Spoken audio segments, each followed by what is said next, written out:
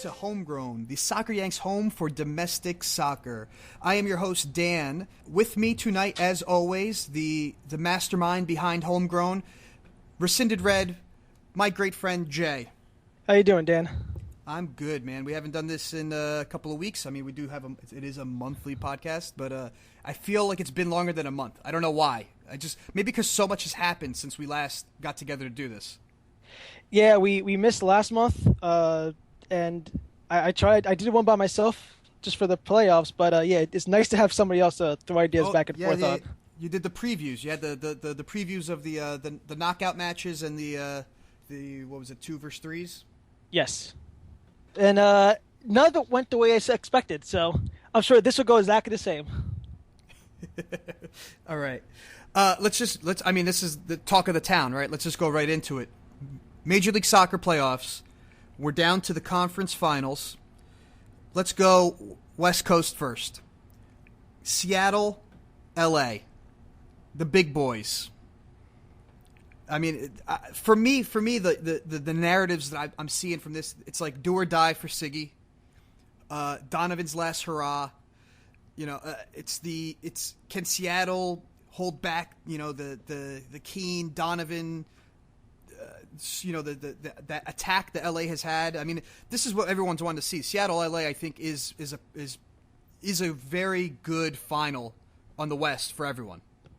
It's great. It's great on paper. It's great highlight fodder. It's great. It's great at every level, and it's exactly what the league wants. And it's two teams who they're probably the best two teams in the league, and they both want to attack. Even though LA has a very good defense, I think they were tied for the least amount of goals in the year, but they want to attack you, and I think this is just kind of like the marquee event that everybody was hoping for at the beginning of the year.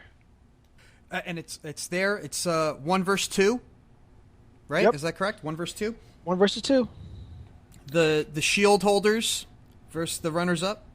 They were off by 2 points, I believe. You have Seattle going for the treble.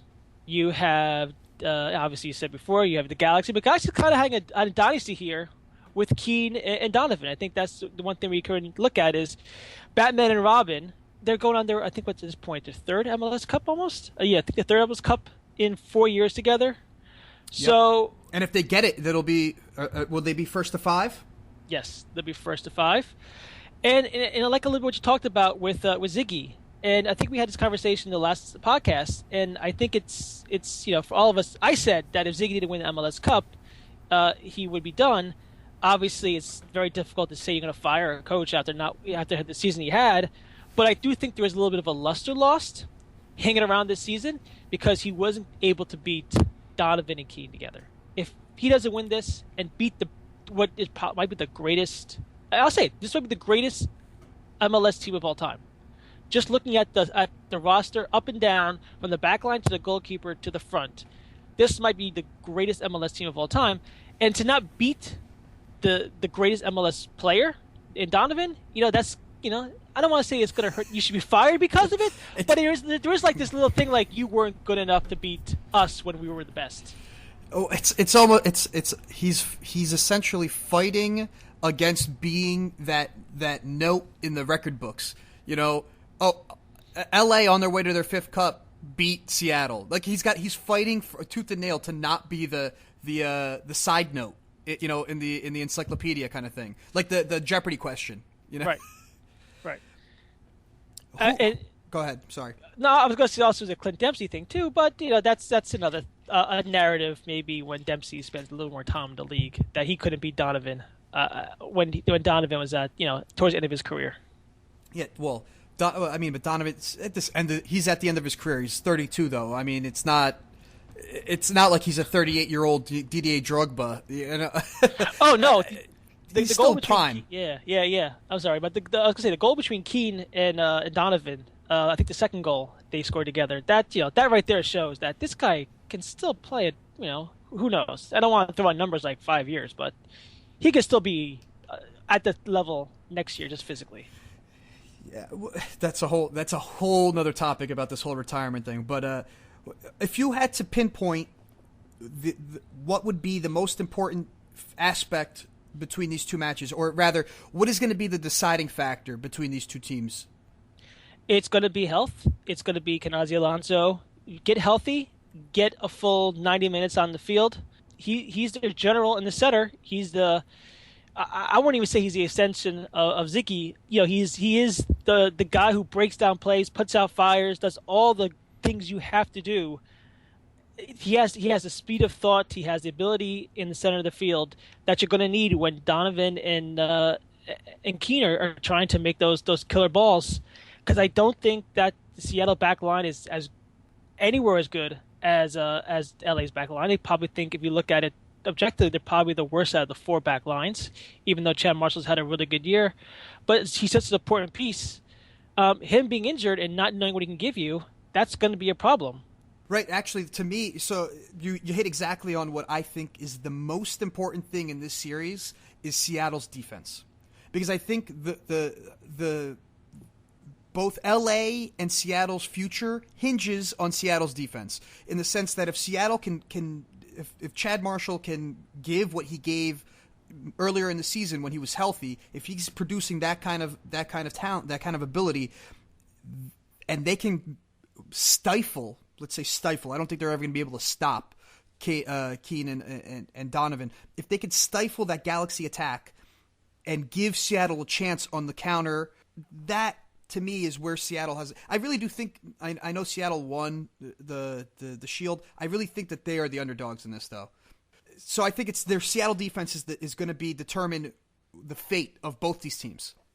Can you stop a runaway game? You're in LA. You let go 2 goals. Can you stop them from getting that third and just making your life hell? When you go back to Seattle, Exactly. you have to. I think you have to kind of play for damage control at some point. And would they be able to? I don't even think that Seattle is as tactically flexible to do that. And that's kind of what worries me about this team. They haven't shown that tactical ability to bunker down or to play just possession in the back and kill time. To play, I don't want to say smart, because I think they're a very smart team, but I don't think they have the ability to switch a gear, or to switch the way they're going to attack LA or defend LA. That's necessary at this level. So that's a little scathing. So I think you're leaning with me on this one, that LA probably has the advantage between these two.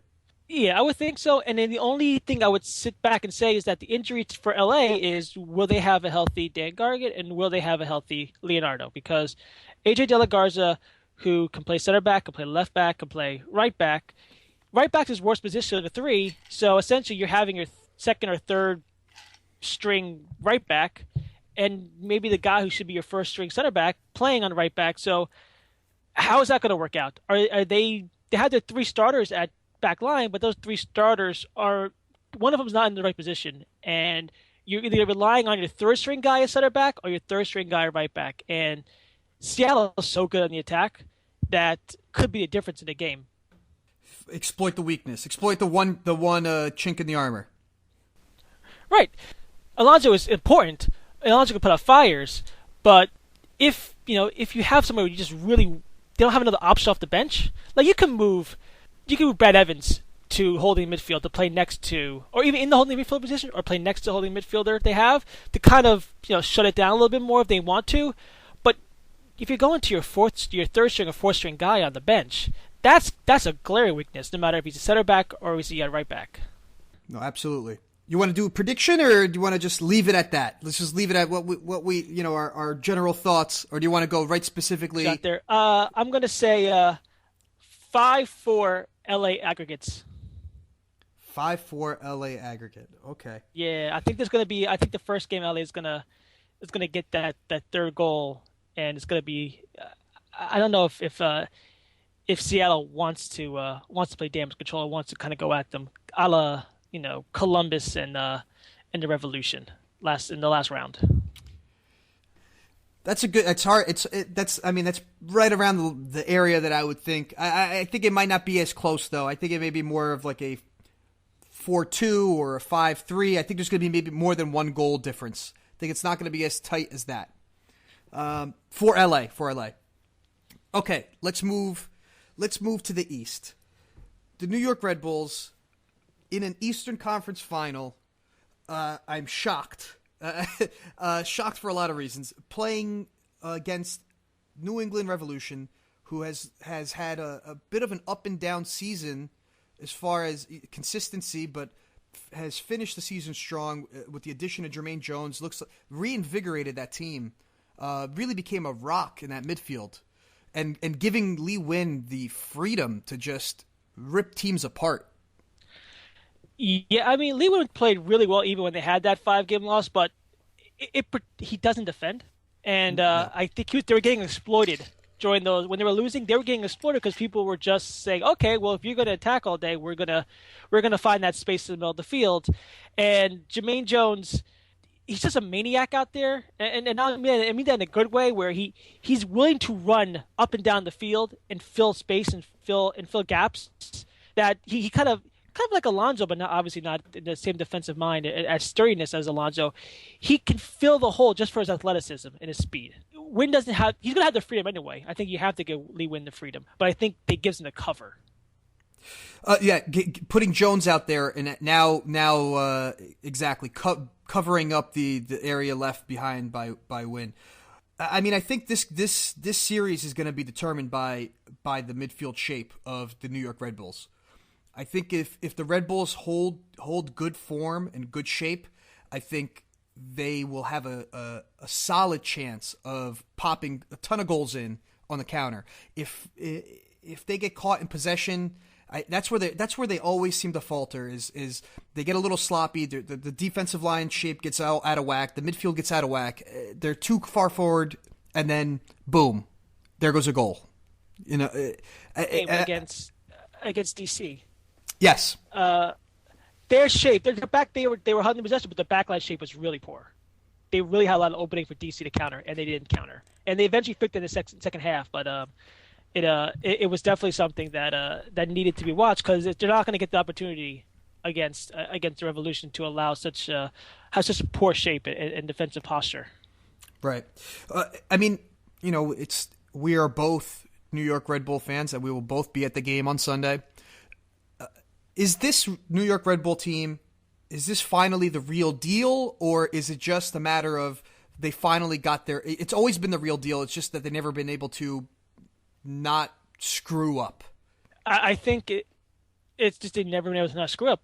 I mean, you looked at this team last year. They're a top 4 talent. The talent hasn't changed except for maybe you lost a Spindler who could come off the bench and score goals for you. And obviously, Valerie Phillips has been I'll call it admiration because he hasn't done it at a high level. So, if he does it next year, then it'd be a revelation. But for now, it's kind of an admiration. But he's producing still in the playoffs. But there's been a team with a top 4 talent every year, and I think now they're not getting caught with their mistakes. I think Kansas City, they got a weak Kansas City team. I think in the playoffs, the best players come out. You need the best individual players to win games, or you need to just limit mistakes. And DC wasn't able to capitalize on mistakes, and the Red Bulls had the best individual players. Do I think they had the best individual players in this game? Clearly, I don't know about that. You know, it's blasphemy to say this, that Lee Nguyen is better than Henry, but is at this age and at his age, is Lee Nguyen better than Henry? Would you want Lee Nguyen for one game than Henry for one game? I think it's because you're comparing. Man, but Henri, the last series, Henri looked like a man possessed. If we get the same Henri from the last series, I take Henri. Well, here's the thing that worries me a little bit is that Henri was very economical in movement. He didn't do anything unless he had to do it, and he didn't really attack hard unless he had to attack hard. They're going to put young guys, physical guys, fast guys on the right-hand side of the field for New England. It's going to be either Keller Rowe, or it's going to be Tia Bunbury, or it might even be, even though he hasn't come out yet, the playoffs, Diego Fagunda. So they're going to have great athleticism to attack on the right-hand side. Would Henry feel, one, confident to go up, or two, would he leave tons of space going up? Because he's definitely not going to be able to track back on those guys. And, they're going to have to really play a counter. I mean, they're going to have to play 4-4 counter, traditional, tighten the field, play condensed. Can they do it? Will they do it? And if they do, when you play like that, does Henry have the ability to spring forward in a way that's going to be helpful in the attack, or is he going to be so? I don't want. I mean, obviously, I don't want to say he's going to be afraid because he's Henry. He's never afraid. But is he going to be hesitant to go forward and attack all the time? I agree with you. I agree with that. I think that what we'll see, perhaps, if they do set up in that way, and you use the perfect word, an economy of movement. I think he will wait for his opportunities. I don't think you're going to see him going on blazing runs. I think you're going to see him maybe release balls into Bradley Wright Phillips' into his feet versus be the one to want to receive. Unless it's that opportunity that he's going to take. I think we are going to see an economy of his efforts. I think the one thing the Rebels have, and this is, when you're playing counterattack, you have to play smart, but you also have to have good athleticism. The Rebels are not an athletically gifted team, and I think that's going to be a problem for them when they're playing Revolution. I think that's going to really, especially when they want to play counterattack against a team with good athletes, that's going to be an issue for them. Let's hope that they keep shape then. Yeah. People say Rebels should go out and score, try to score 3 goals at home. That's great to say, and that's great to try to do. But obviously, it's more difficult. Yeah, but if you commit 3, Revolutions gave up a lot of chances too. I mean, if you commit to try to score 3 goals at home, and then you get caught on the counter twice, and now you've just let up 2 away goals. I don't know. This is a tough one. This is a tough one to coach. Knowing your talent, knowing your lineup. I think you go for a clean sheet, and you go for you look for a win, clean sheet win. That's what you're looking for. Yeah, 1-0, 2-0. 2-0 would be great, but I think 1-0, and I think that's just how you play it when you in these situations where you have the road goals. I think you always just try to play for that 1-0 home win. Yep, absolutely. Prediction for this one. All the things you just said, and I think it's a huge factor. I think the Revolution are going to win it because I just don't think that the Rebels have the athletes to counter them, and you also got to remember they don't have great athleticism in the back line. So if the Revolution get behind them, which they're set up to get behind guys from the wings, it's going to be a lot of problems. I can't see the Revolution unless it gets really ugly at the end of the second game. I can't really see the Revolution scoring more than 2 goals a game. But I'll go with the 2-1. Sorry, a 3-2 Revolution. 3-2 Revolution. Mm-hmm. I'm just going to be biased. I'm going to be biased. I know it's hard. I feel like we've made it this far, and it just has to happen. I don't know. I feel like the Red Bulls, they're going to have a quote unquote noisy neighbor next year. A team making waves with their beautiful brand. I think there's a lot of pressure on them to go all the way. I don't know if that's good or bad. I don't know. I think it might be good for the Red Bulls to feel that, hey, it's about time. We got to do this. This season has been a little bit of crazy. I think it's going to be crazy enough that they make it to the finals. I think it's going to be something. It might be 3-2, but I think it's going to be the other way around. Red Bulls. Yeah, nothing would surprise me, but again, they had the talent. Every team in this top 4 had the top 4. Every team here has the top 4 talent, and they have they have enough talent to make it to the next level. So I'm not sold on it. Maybe I've seen too many Red Bull games, but I'm willing to and I'm willing to believe. You got to believe till it's the final whistle, right? Yep. All right, moving on. We had a pretty big piece of business this week happen. Chivas USA completely wound down, and they had the dispersal draft. I think it was yesterday, I believe. Yep. It's kind of a sad state when your team is getting dispersed and the other clubs have a chance to pick at your dying bones, and I believe only 7 players were taken from that squad. Yeah, it looked like only 7 players were taken. I don't think anyone's surprised that Dan Kennedy was taken, and a lot of the young guys were taken. But I think also people or teams are looking at the fact that they might be able to get some of these players in their re-entry draft at a lower price than they were at Chivas. I think personally, I think looking at this lineup, and I've been saying this for the whole year, and I'm going to keep saying this until it changes. I think defenses around the world are crap, and I think Burling is actually a very good center back for MLS terms, and what he was making wasn't a lot, and I'm very surprised that he didn't get picked up. But in terms of just individual players, it just seems like they got all prospects. People are just trying to picking up prospects here and there. Taking a gamble. Yeah, which is a little surprising, and I didn't want to talk about too many individual players or what they're doing, but someone like Dallas, who Oscar Pereira is so great with young players, young talented players, he can get so much out of them that they opted to take Dan Katie when they've already have two, serviceable options at goalkeeper. There's only so many goalkeepers that can go around, and because it's not like the NBA or the NFL or any other sport where the player pool is limited to within the league, if you need a goalkeeper, you can just go out anywhere during the window and get a goalkeeper. I don't know what's the point of having three quality guys as goalkeeper, even if it's in the off season. You don't have it's a commodity. Goalkeepers are a commodity. They're not assets. If there's too many of them on your team, it's going to decline in price. This is the United States. We make good goalkeepers. There's plenty of them. Exactly. Yeah, I know. We have. I mean, come on. Let's be realistic. They're the one thing we do have is good goalkeepers. Absolutely. That is odd in that respect, but.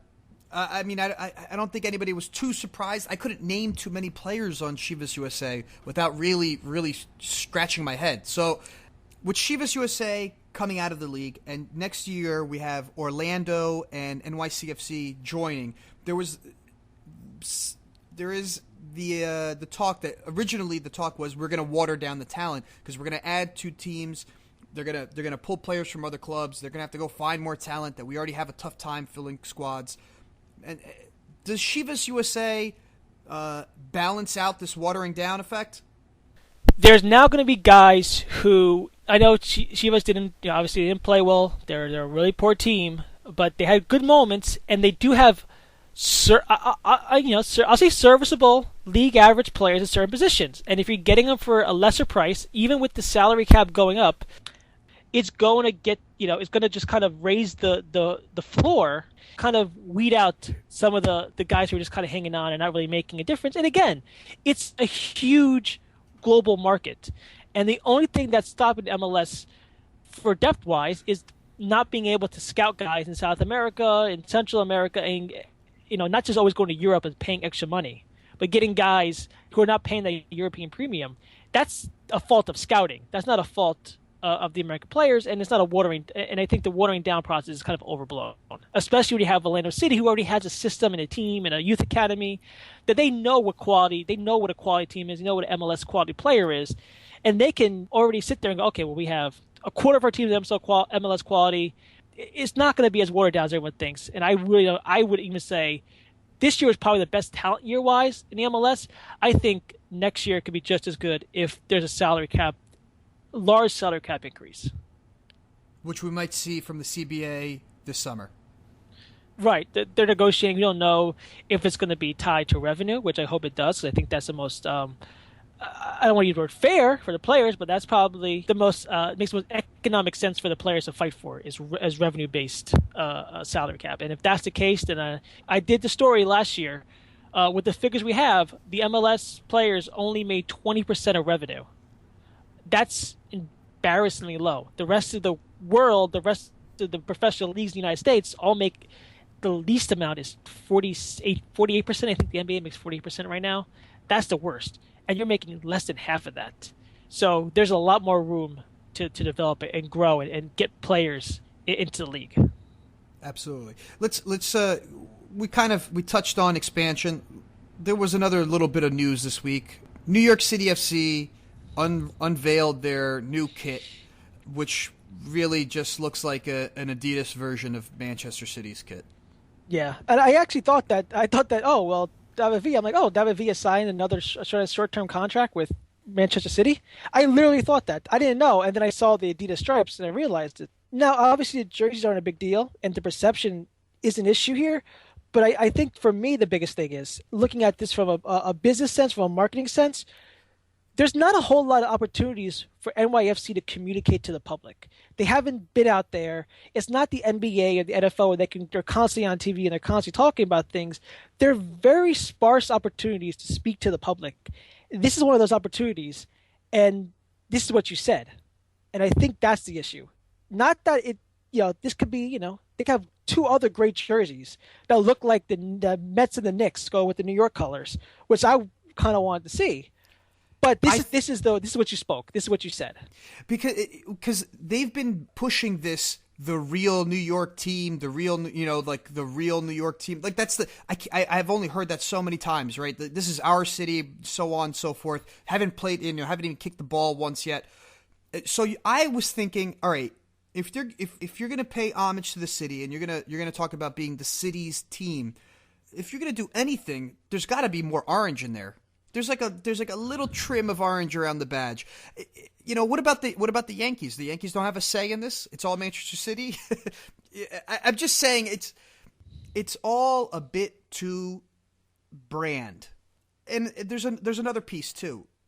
Okay, so there's branding and whatever. The Red Bulls are obviously they're a goddamn energy drink. They're a brand too. I get it, but if there is a certain demographic of soccer fan in the United States that is, I believe, sought after, and that may be what some call the Euro snob. And maybe the Euro snob will never be a Major League Soccer fan. But I believe there are many executives out there that go, there's a lot of people that wake up on Saturday morning and watch the Premier League or watch other leagues besides Major League Soccer that might be interested in watching our league. They've branded so closely to Manchester City. I am a Red Bull fan, but I am also I'm a pretty diehard Arsenal fan. There is nothing that you will ever get me to do to like New York City FC because it is so Manchester City. They didn't differentiate themselves. They're basically saying this is just an extension of us. Right, and you know what? There's a lot more people who watch Liga MX in this country than who watch the Premier League. And Chivas didn't work. So if that was your thinking, and I think you kind of went the wrong direction. You kind of went the wrong way. It screams really bad optics for something that's so I don't want to say insignificant. You make it significant because this is the first thing you said, and this is like really like the first thing you can buy. Like you can wear this on your back and say, well, now this is official, and now you're officially Manchester City's little brother team or little sister team. You're not that first jersey you buy is not a New York and an NYFC jersey. It's a Manchester City Adidas jersey. No, I agree. And a bit of a tangent, but I think kind of related. Orlando City also released their kit last week. I believe it was last week, or maybe 2 weeks ago. And I thought it was a so-so kit. It's a purple kit with the lion badge. Okay, but the supporters went absolutely gaga because of some of the details that they put into it. On the inside of the badge, they have the old badge giving basically credence to the supporter clubs and saying like, hey, just because now we're a Major League Soccer, we don't forget how we got here. And because I put it on Twitter, I'm like, what's everyone going so nuts about this purple jersey? It's Adidas purple jersey. It's like no big deal. And then I got the response that like, tipping your hat to the fans and those little details go a long way. And it seems like New York City FC, they tipped their hat towards Manchester City and not towards New York City. Having the colors of Holland, which essentially what the Knicks and the Mets have, the colors of Holland, would have been that tip, would have been that nod, rather than just like this old subway token that nobody, if you are under the age of 15, maybe even 20, you have no idea what a subway token looks like. So you're selling to kids a subway token that they've never seen before. So that's kind of one of those things like, But, people do want authenticity. When the Red Bulls showed the MetroStar banner in the arena, the fans went crazy. The Red Bull fans who have been there for a long time went crazy. And it was a very emotional experience because it was finally gave acknowledgement to the history, even though it was, for lack of a better term, it was a very bleak history for the Metro Stars. It still gave credence to something that was in the past. And, it's the San Jose Earthquake jerseys. They're not the best badges, not the best kits, but they do acknowledge the past. Those acknowledgments of authenticity and home is something that's important, and I think that's what they lost. If they really wanted to be, they could have found an old United States American League team that they could have given a little nod to the badge. They could have given a nod to the Brooklyn Dodgers, which the New York Mets did when they built their new stadium. Right. I mean, Philadelphia Union, they give homage to Bethlehem Steel, I believe. Yes. Yep. So I mean, there was opportunity there, and I think opportunity missed. I think we could agree on that. Yes. Okay, so we kind of covered the playoffs. There's a lot of stuff going on this weekend. What else is happening in the U.S. soccer landscape right now? Well, we're recording this on a Thursday, and today is the opening day of the NCAA Division I Men's Soccer Tournament. I don't know if anybody knew about that, because right now I'm watching college basketball, and I'm not seeing anything about college soccer. And I don't know if anybody has a Big Ten network. It seems to be the only channel on my TV that plays any kind of college soccer, and they play like a soccer game in the morning on Sunday mornings. There's people playing soccer on an amateur level. You spend a lot of time covering college soccer here in New Jersey. I know that there's not enough people doing it, and it is essentially the feeder system to Major League Soccer for the most part. The attention there is it needs to come. I think it needs to come. It needs to grow because if people pay attention, it'll get better. Well, yeah, it's a chicken or egg thing. Is it, dude, you're not paying attention because, it's college soccer, who cares? Or people not following college soccer because it's not on TV. There's a lot of sports channels on TV right now, and I'm sure you can probably get the rights to any major conference for a fairly small price.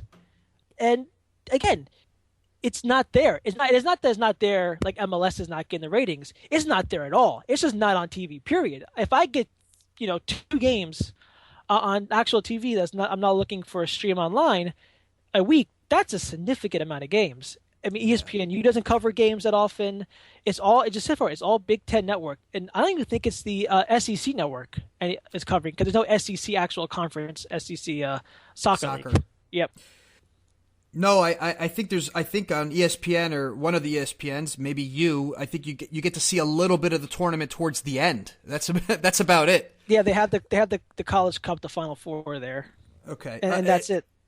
And that's it. Well, all right. Well, for those that are interested, Jay, who would you say is the teams to watch? Well, I think Stanford. Obviously, they have Jordan Morris. Everyone recognizes him at this point.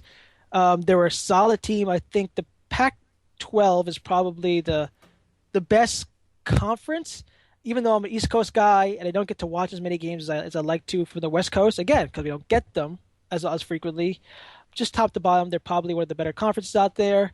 I've been because I'm in New Jersey, because I follow a lot of the Red Bulls Academy kids, just because of the area. I'm always watching what's going on with Georgetown. They have a phenomenal center back, Joshua Yori, who is, for a center back, he is fast. I think for any position, he's fast. He might be the best athlete I've seen at the center back position.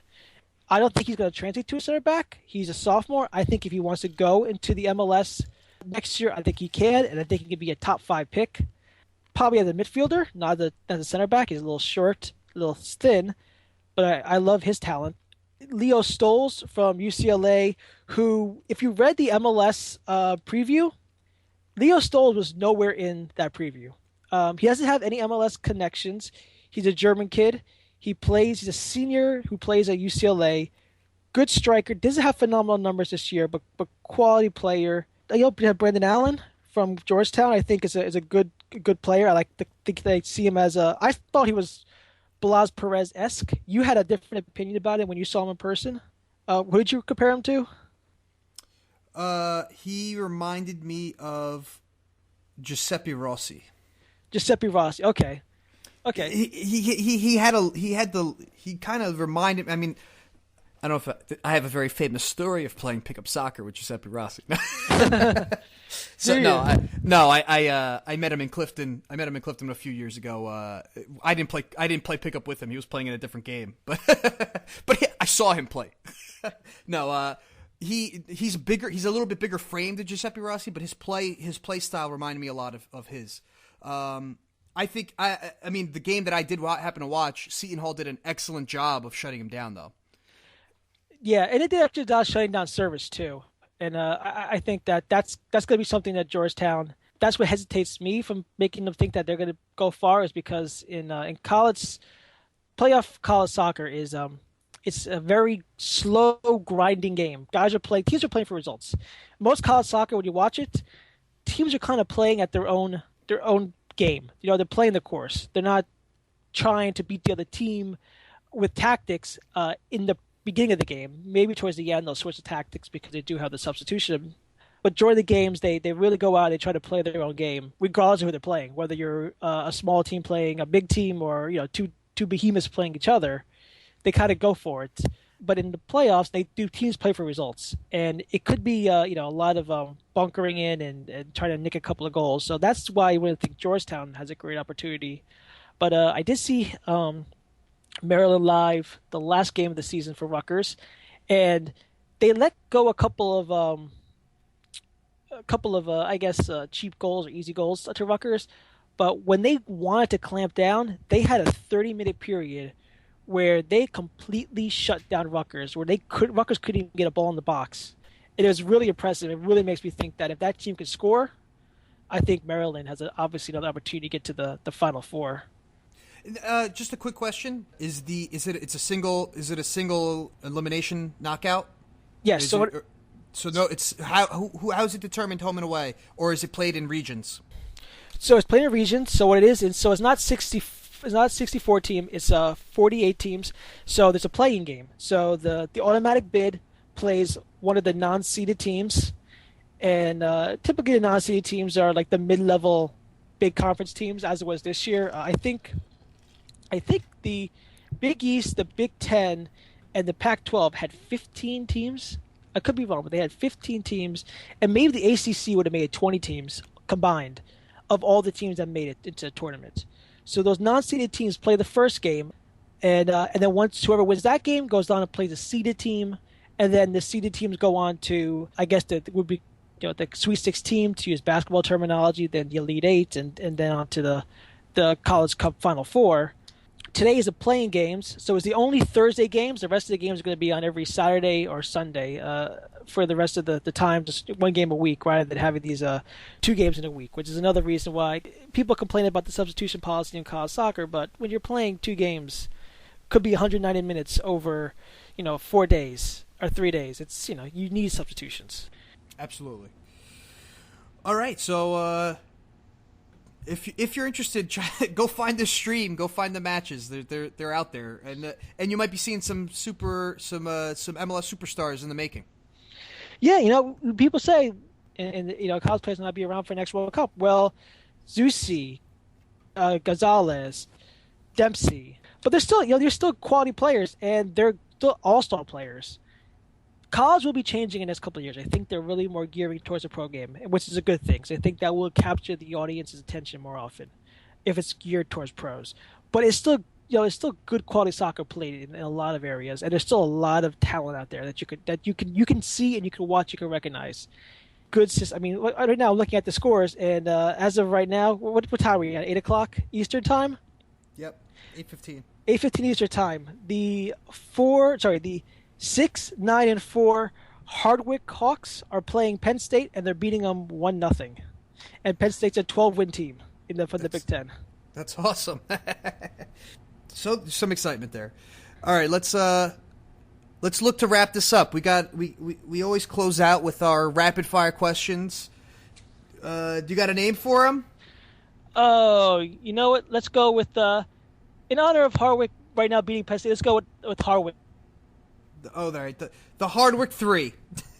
2 national college championships back in the 50s and 60s. So let's go with them. Let's call it Hardwick. Hardwick. The Hardwick. Hardwick College. That's for you. The Sun Belt champions. All right. Question number 1. Did Jurgen call up Jordan Morris to give UCLA an edge in the Pac-12 tourney? Actually, when I wrote this question, I forgot that the Pac-10 doesn't have a tourney, but Stanford did need to win in order to win the crown, the Pac-10 crown. I wouldn't be surprised. Jurgen Klinsmann's son plays for UCLA as a goalkeeper, so I wouldn't be surprised if father gave him a little boost. Nevertheless, Stanford did win without Jordan Morris, which kind of displays how much talent that team has. So I'm going to say yes, he did. I'm going to say that Jurgen Klinsmann is a former Tottenham Hotspur, and absolutely he would do something that devious. Question number 2. Can Bradley Wright Phillips reach 33 goals, the most goals in a single season and regular playoffs? Watching that Columbus game, the second game especially, with the Revolution, I think Columbus had a lot of good scoring opportunities. They just failed to make it. I think Bradley Wright Phillips would get his chance, and he makes in, was it 40% of his opportunities? 30 goals, and Henry says he can have 50 in a year. That's about 60%.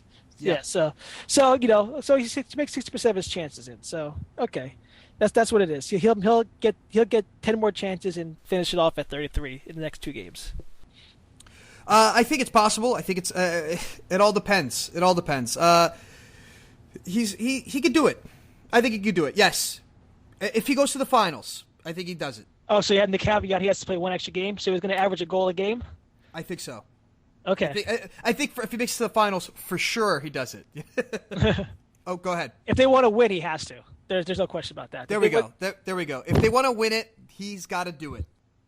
Okay, and to wrap things up, last question. Jay, you don't know what this question is because I just thought it up myself right now. It's just question number 3 on my notes says Dan's pick, and I never told you, and I've got it. Of these 3 teams, who will have a better season next year in Major League Soccer? New York City FC, Orlando City Soccer Club, or Chivas USA?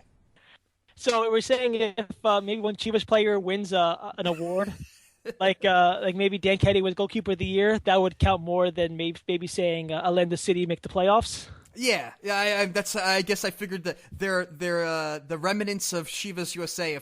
If one of those prospects ends up being getting the Golden Boot or something, maybe the Chivas could take credit for that. Well, I'll say this: I definitely think one of the expansion teams will make the playoffs next year, given the fact that Kansas City and Houston is moving over. And now I don't think Houston's going to be a good team next year. So I don't like all these people saying that the East is weaker because they lost Houston and Kansas City. No, they lost Kansas City, and Kansas City is a good team, and they'll be a good team next year. Houston's not. Houston's going to rebuild, and Houston's just going to be, they might be the worst team in the West. Just because of the infrastructure, I'm going to go with Orlando City. They're making the playoffs. And they're making the playoffs. Yes. I think my gut says that Orlando City, because they are already a real, they've hit the ground running organization. They're there. They're just shifting into a different league. They've already had everything in place. I feel like they are going to have a bigger impact. But I have a tough time ruling out Jason Kreese and New York City FC because the guy knows the league. I just have a tough time ruling him out and what he's going to be able to do. Although he did botch the lottery or the draft for the draft or whatever it was called. Yeah.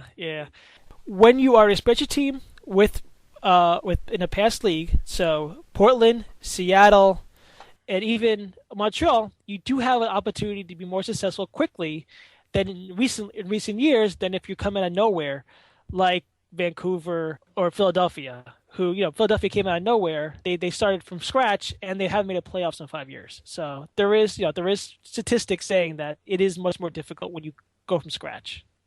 I mean, wouldn't it be a coup for the league if both expansion clubs make the playoffs? Almost as if, like, told you so. Yes. All right, folks.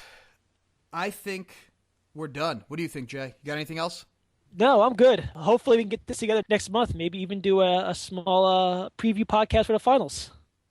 Yeah, maybe we could. Let's see if we could do that. All right, thank you, folks, for tuning in tonight. For all your podcast needs, including this wonderful Homegrown, please visit socceryanks.com. You can find me on Twitter. I am SoccerYankDan. Jay, where can everyone find you? You can find me at Rescinded Red. If they were interested in more college soccer, specifically New Jersey, where could they find that? At njcollegesoccer.com and at njcollegesoccer on Twitter. There you go. All right, folks. Until next time, enjoy the playoffs.